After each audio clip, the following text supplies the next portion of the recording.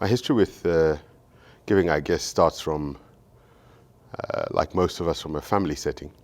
Our African culture and tradition, I think, enables us to look after not just our own families, but relatives, extended family, and to try and be caring about things that impact on our broader community. The choice was made out of really recognizing from other parts of the world that if we are to sustain philanthropic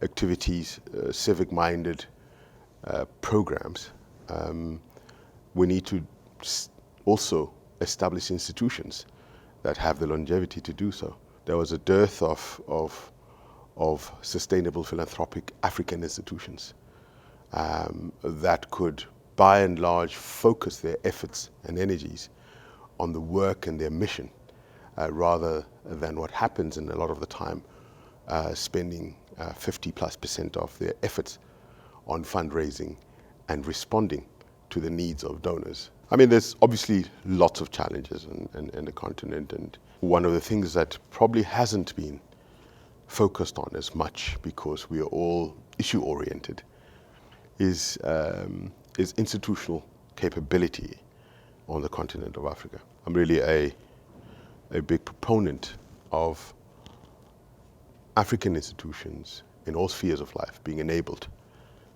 to provide the kind of leadership and guidance to particular issues. I think that it would help all of us who are interested in the issues that affect Africans to also think about how we enable African institutions to be as capacitated and thereby be able to engage and take on the issues that we are concerned about together with whoever else is concerned.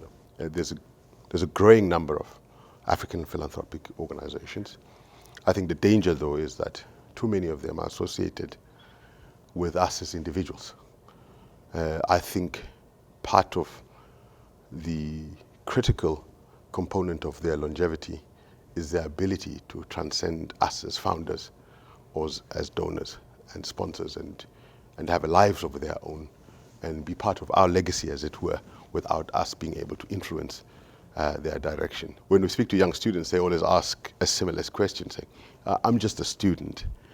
What can I do? You're asking me to give back. And I always say that start wherever you're comfortable. No activity that is charitable or that is meant to facilitate good is ever too small.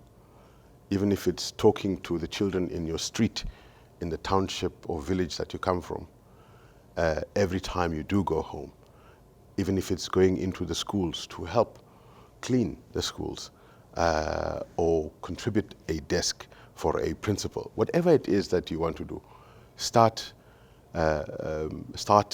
wherever you are and however small. There's nothing ever too small to contribute. And as you move along and as you are enabled, you will find other ways and means to do so. So I don't think people should wait and to kind of formalize and institutionalize themselves to start the process of philanthropy, because it's something that starts from the heart. So it shouldn't take any institutional form. It's not a company, it's not a foundation. It's something that you do because you want to make a difference. And I think if more people can do that, I think we will all make a difference.